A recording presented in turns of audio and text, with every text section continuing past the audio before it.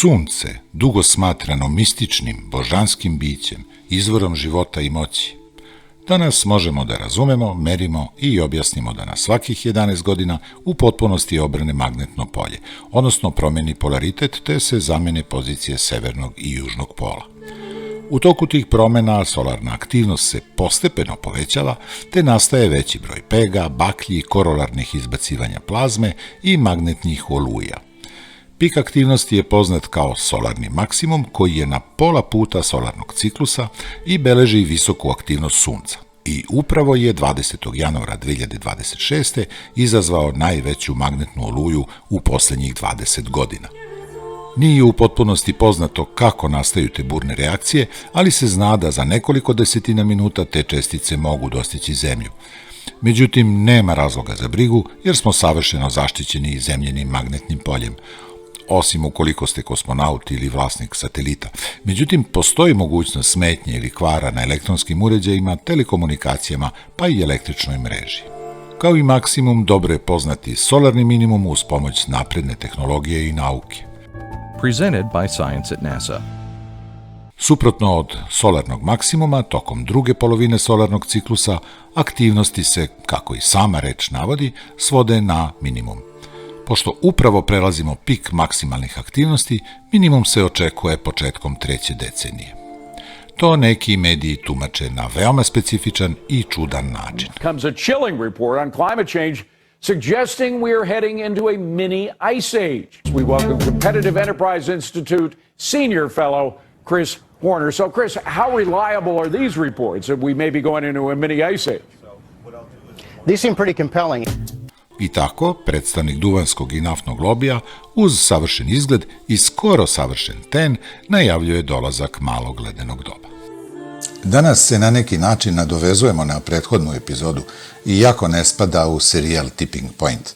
Nastavljamo sa, kako bi se danas reklo, debunkovanjem priča o iminentnom dolasku ledenog doba, kao i paralele koje dosta njih prave po društvenim mrežama, ali nažalost i u nekim medijama, u navodnim cikličnim fazama toplih i hladnih perioda u poslednjih 2000 godina. I kako su to, kako oni kažu, prirodne promene i da je sadašnje toplije vreme deo prirodnih oscilacija. Vjerojatno ste već čuli sve to. Poslednjih godina sve češće nailazimo na članke, tako popularne, tako i navodno naučne štampe, koji najavljuju pad temperatura već od 2025. i 2030. nalik malom ledenom dobu, koje je Evropa iskusila između 16. i 19. veka. U tim tekstovima često se pominju pojmovi poput Milankovićevih ciklusa, Manderovog minimuma i drugih. Uz zaustavljanje gorske struje, temu koju smo obradili u prošloj epizodi, čiji link će biti u opisu i na kraju ovog videa, ili čak ciklusima Sunca, o čemu ćemo danas pričati. Problem je u tome što je cela ova tema obavijena maglom, mešavinom netačnih poređenja, preteranih pojednostavljivanja i pogrešnih tumačenja, gde se ipak kriju i određeni elementi istine. Da bismo se snašli u toj šumi predviđanja, potrebno je da se vratimo osnovama. Ledena doba su pojave koje se razmatraju na geološkim vremenskim skalama, dakle tokom desetina hiljada ili čak miliona godina. Danas živimo na kraju spirale duge 4,5 milijarde godina u holocenu, toploj međuledenoj epohi koja traje već oko 11,5 hiljada godina. Prosečna temperatura planete viša je svega za oko 5 stepeni u odnosu na prethodnu glacijaciju, ali ta razlika je dovoljna da odluči da li će Evropa biti prekrivena glečerima ili pogodna za poljoprivredu. Stabilnost klime je omogućila razvoj poljoprivrede, koja se ne rađa u haosu, već zahteva redovnost godišnjih doba, ujednačene padavine i predvidive temperature, koje stvaraju pogodno okruženje koje je omogućilo sedentarizaciju i postepeno su se izrodila naselja, stočarstvo, nova oruđa, a zatim stratifikacijom društva, pismo, gradovi, arhitektura, umetnost, organizovana religija, vojnici, vladari i osvajački ratovi i sve ostalo što danas čini moderno društvo koje fundamentalno počiva na klimatskoj stabilnosti. I da se klima naglo menjala na svakih nekoliko decenija, civilizacija kakvu poznajemo ne bi bila moguća. Danas ćemo ukratko preći istoriju klime u toku posljednjih 2000 godina. Od rimskog zagrevanja preko srednjovekovnog klimatskog optimuma sve do mini ledenog doba. I na kraju razjasniti uticaj sunca na globalnu temperaturu i klimu.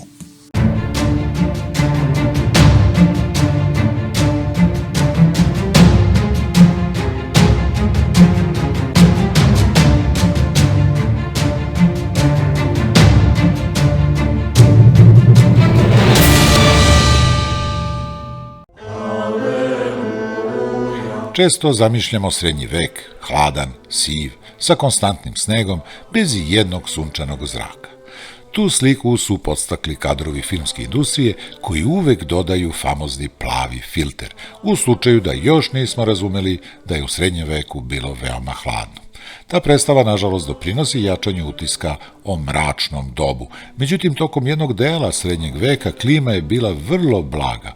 Srednjovekovni period koji se proteže od 5. do kraja 15. veka nipošto nije bio 1000 godina pod snegom.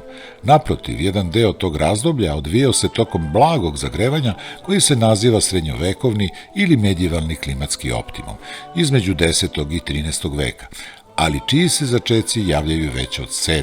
veka. Reč je o epizodi tokom koje temperature rastu u sunčanije uslove u zapadnoj Evropi, sa blažim prolećima i suvljim letima. To su bili uslovi koji su u celini pogodovali stanovništvu. Guste šume koje uspevaju u hladnoj i vlažnoj klimi povlače se na veće nadmorske visine i bivaju zamenjene otvorenijim listopadnim šumama. Močvare i vlažne zone se isušuju, čime se smanjuje širenje bolesti i šire obradive površine za 1/3. Svi ovi faktori dovode do demografskog rasta, tako da prosečna porodica u 12. veku broji 5 dece, za razliku od 3 u 9. veku. Klima je bila toliko blaga da se vinogradarstvo proširilo čak 500 km severnije, sve do juga Engleske, gde je ta kultura postojala još od rimske okupacije, ali u znatnom skromnijem obimu. Tako da se u 8. veku, zahvaljujući klimatskim i društvenim uslovima, vinogradarstvo dodatno razvijalo. Dakle, tokom dobrog dela srednjeg veka vreme i nije bilo toliko loše. To je između ostalog smanjilo količinu morskog leda u Severnom Atlantiku, što je Vikinzima omogućilo bolju plovidbu. Te je 985. Erik Crveni proteran sa Islanda uz dobar marketing nazivajući novu zemlju Zelena zemlja, odnosno Greenland, uspostavlja prvu koloniju. Na kraju tog toplijeg perioda dolazi do povećanja površine morskog leda i hladnijih uslova koji su doprineli da krajem 14. veka Vikinzi definitivno napuste Grenland i vrate se svojim kućama. Šta se dakle dogodilo tokom ovog perioda da bi došlo do zagrevanja tokom više vekova? O tome ćemo malo kasnije. Sada prelazimo na period od kraja srednjeg do početka 19. veka, u kom se udenula priča o malom ledenom dobu. Izraz potiče iz 1939. kada američki geolog François-Émile Mathies otkriva glečere koji nisu mogli opstati na početku holocena. Oni su dakle, na osnovu prilično grube procene datiranja, sigurno novijeg datuma. Ideja se probija i postepeno dobija oblik zahvaljujući novim otkrićima i istraživanjima, kojim se određuje pomenuti medievalni klimatski optimum, a zatim bi usledio čuveno malo ledeno doba. Tu se stvari poklapaju, jer u tako kratkom periodu istoričari imaju šta da kažu i mogu da provere da li se to slaže sa hronikama tog vremena i postaviti hipoteze o uticaju klime na prošlo društvo. Prvi koji je sproveo takvo istraživanje bio je francuski istoričar Emmanuel Leroy-Ladurie u svojoj disertaciji objavljenoj 1967. Istorija klime od godine 1000. Po izlasku knjiga nije izazvala veliku pažnju. Zapravo zanimalo je gotovo isključivo istoričare ruralnih društava. Logično, klima je jednako poljoprivreda. Ako se pitate na čemu je Leroy-Ladurie zasnovao svoje istraživanja, ponekad je to prilično neočekivano. Na primjer, proučavao je datume početka berba grožđa, što je praktično jer berba direktno zavisi od klime, a uz to reč je o javnom događaju uz neizbežne proslave, te se pominje u arhivama. Tako, pretražujući po arhivama, uspeva da napravi duge nizova datuma berbi, ponekad duge i nekoliko vekova. Ako nema dovoljno direktnih podataka, na sreću postoje indirektni podaci, takozvani proksi. I u izveštima IPCC-a, na primjer, direktnim podacima nazivaju se svi podaci koji su neposredno zabeleženi o klimi. Temperatura, količina padavina, vlažnost i tako dalje. Ali tek u 19. veku države uspostavljaju nacionalne meteorološke službe sa sistematskim merenjima, tako da je i Beograd imao prva redovna merenja od 1. januara 1848. koje je započeo profesor liceja Vladimir Jakšić, ali prva zvanična merenja su započeta tek 1887. početkom rada prve astronomske meteorološke stanice u Srbiji. Pre toga, u 17. i 18. veku i ranije možemo se osloniti samo na spiskove koji su vodili izolovani naučnici i proksiji tako popunjavaju praznine. Nije savršeno, ali je bolje nego išta, a proksija ima mnogo. Datumi žetve, prinosi useva, rast drveća, proučavanje sačuvanih polena koji govore o prisutnim biljnim vrstama, analiza ledenih jezgara koje daju koncentraciju ugljen dioksida, izotopa kiseonika u atmosferi itd. Ukrštanjem svih ovih metoda, izvora i podataka na kraju se mogu dati procene klime. Ali bez istoričara koji upoređuju hronike i različite regione, veoma je lako pogrešiti. Na primjer, kasni berba ne znači automatski da je hladan period. Da li je bio rat, da li je vlasnik odložio čekajući bolju cenu i drugih primjera. Zahvaljujući raznim istraživanjima i upoređivanjem podataka možemo sastaviti hronologiju. Već od početka 14. veka počinje niz oštrih zima. Baltičko more se ledi, usevi propadaju, a nestašice se produžavaju. Uz to, nema sreće, 1337. počinje 100-godišnji rat. I pošto nesreće nikad ne idu same, 1347. dolazi i velika kuga, crna smrt, koja odnosi između 40 i 60% evropske populacije. Može se reći da taj period nije bio mnogo zabavan. Već pomenuti pokazatelji uzgoj vinove loze snažno se povlači ka jugu. Na britanskim ostrvima postaje gotovo nemoguće, a vino je obavezan komponent hrišćanske liturgije i obezbeđivanje snabdevanja vinom postaje imperativ za kler. Najveći manastiri čak kupuju zemljište južnije. Između 16. i 19. veka Temza u Londonu se ledi čak 24 puta. Ponekad se moglo pešice preći s jedne strane obale na drugu. Ako je pomorska trgovina bila blokirana, to nije sprečavalo najdomišljatije da organizuju Frost Fairs, ledene festivale, sajmovi sa štandovima direktno na zaleđenoj reci. Zima 1709. je ostala zabeležena kao najhladnija u Evropi za posljednjih 500 godina, sa temperaturama nižim od minus 20 stepeni. Imala je velike ekonomske, socijalne, političke, kratkoročne, ali i dugoročne posljedice. Temza naravno opet zaleđena, iz Danske se moglo pešice do Švedske ili Norveške, čak se more i kanali u Veneciji zaledili, a u Versaju u Kraljevskom vinskom podrumu se vino isto zaledilo. I niz drugih primjera koji pokreću niz događaja, kao što je prekid rata između Francuske i Engleske, ili čak neuspeli pokušaj invazije Švedske na Rusiju, gde je u jednoj noći više od 2000 švedskih vojnika umrlo od hladnoće. Poljoprivreda beleži katastrofalne gubitke. Mnoga sela i malih gradova ostaju odsečeni od sveta. Zbog zavejanih puteva i zaleđenih reka onemogućena je trgovina i snabdevanje velikih gradova. U Parizu, na primjer, za ta 3 meseca 25.000 ljudi umire od gladi i hladnoće, što je direktno izazvalo nerede, koje naravno Louis XIV brutalno guši. Krajem te zime, po otapanju leda, nastaju poplave i drugi događaji koji vraćaju kugu, koja je samo u Francuskoj izazvala više od 600.000 mrtvih i 200.000 manje rođenih od prosjeka tog doba.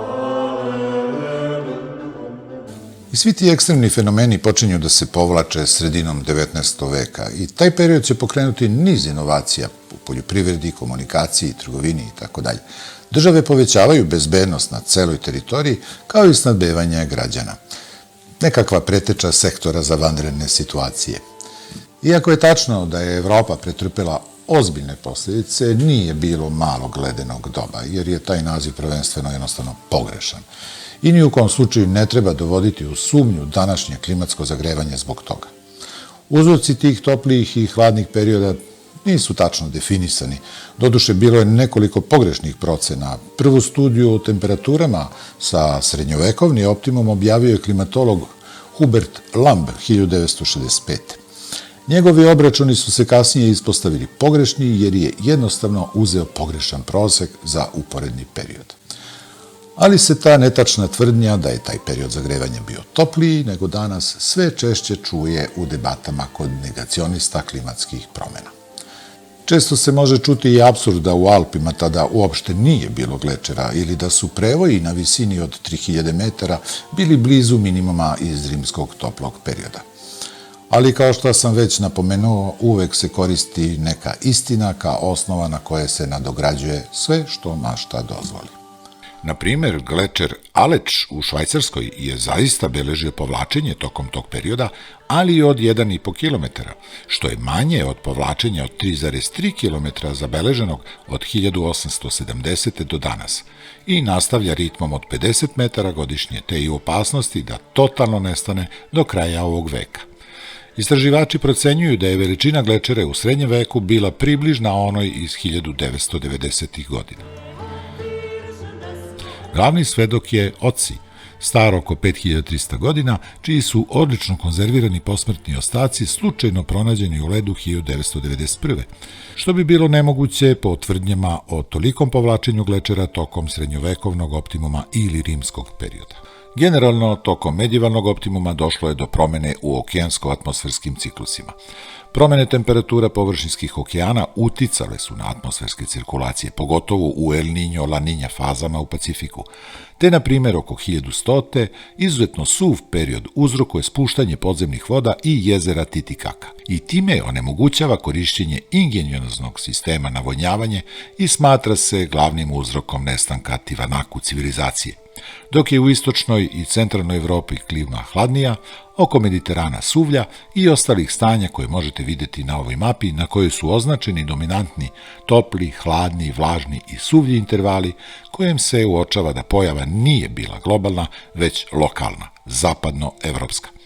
Naravno, u razmatranje su uzeti i drugi faktori, poput faza severnoatlantske oscilacije, vulkanska aktivnosti, sunčeva iradijacija, nekih orbitalnih parametara i drugih fenomena. Ali ističe se jedna hipoteza da dodatno objasni malo ledeno doba. Naravno, treba je staviti u kontekst, jer klima zavisi od mnogih faktora, ali neki se pitaju da li je dolazak Evropljana u Južnu Ameriku imao ulogu. Sa 56 miliona mrtvih tokom 16. veka, odnosno nestankom 90% populacije, poljoprivredne površine su se drastično smanjile. Preuzela ih je veoma gusta šuma, koja je uskladištila ogromne količine ugljenika.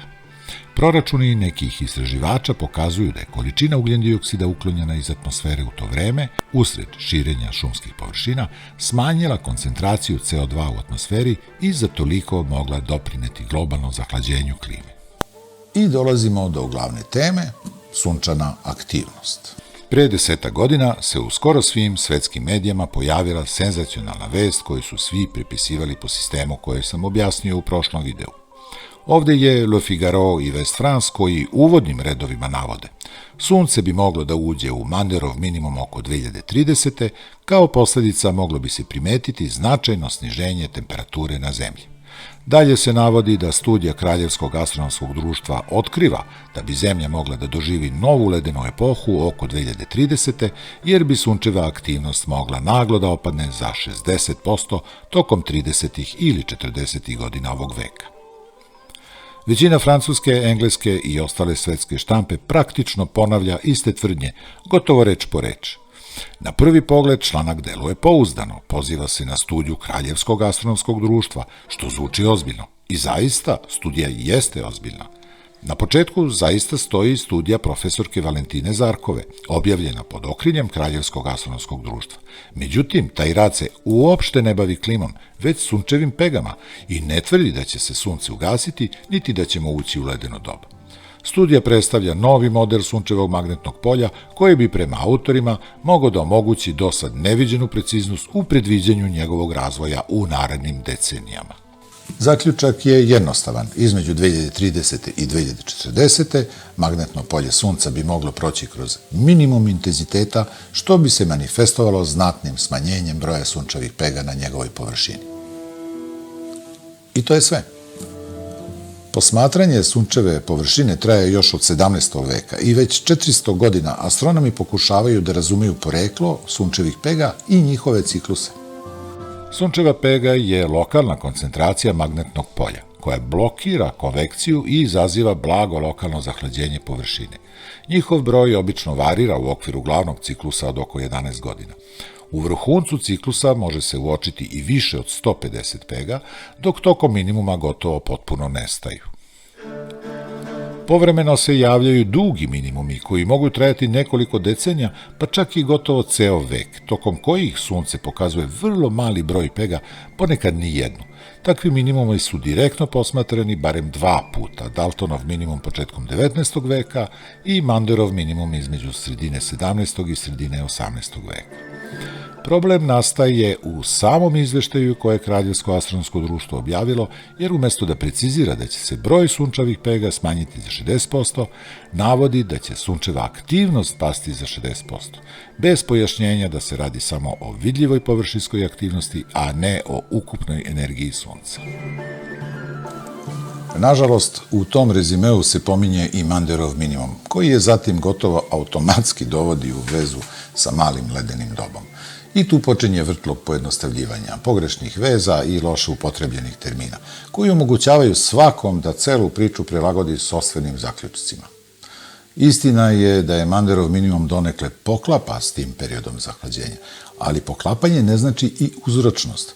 To što su se dva fenomena dogodila u isto vreme ne znači nužno da je jedan izazvao drugi. Kada petao kukuriče pred izlazak sunca, ne znači da sunce izlazi za što petao peva. Valjda. Sunčeva aktivnost, čiji se uticaj, iako minimalan, svakako uzima u obzir u zemljinom energetskom bilansu, nije u direktnoj korelaciji sa rastom temperature koje su pod uticajem treće varijabile, odnosno pod uticajem rasta koncentracije gasova sa efektom staklene bašte u atmosferi. Uzroci tog zahlađenja i dalje nisu predmet konsenzusa. Razmatraju se svi već pomenuti faktori, ali je bitno podvući da je pad temperatura započeo pre Manderovog minimuma i rezultat je kombinacije više faktora. Dakle, ne postoji ni jedan ozbiljan razlog da se očekuje da će smanjenje broja sunčevih pega dovesti do novog ledenog doba. Nema razloga za brigu, sunce se ni u kom slučaju neće ugasiti, sijaće kao i do danas. Ova grafika prikazuje prosek temperature na severnoj hemisferi, odnosno temperature tokom cele godine, te godišnje oscilacije nisu toliko izražene koliko bi se očekivalo. Ali na globalnom nivou su te razlike još manje uočljive i svode se na svega par desetih delova stepena. Ali, iako se ne može upoređivati sa rastom globalne temperature koja u poslednjih 3 godine beleži plus 1,5 stepen, videli smo da i male promene u globalnom klimatskom sistemu imaju veliki uticaj na kompletno društvo. Dakle, jedno ledeno doba, čak bilo i malo, traje mnogo duže i podrazumeva znatno veću temperaturnu razliku od ove. A da je bilo, verujte mi, sigurno biste znali. Ukoliko još niste, kliknite na subscribe kako bi bili obavešteni o novim epizodama i ukoliko vam se ova dopala, lajkujte i šerujte. Time ćete dati vaš doprinos u suzbijanju širenja dezinformacija, a nama pomoći da povećamo gledanost. Mogu već sada najaviti sledeću epizodu koja ni kao ni ova, ni u direktnoj vezi sa serijalom Tipping Point, ali nije ni za ignorisati. Dakle, pričat ćemo o fenomenu El Niño. Ostaje mi da se zahvalim vama na pažnji i ansamblu Renesansa za muzičku podršku koju ste uživali tokom ovog videa.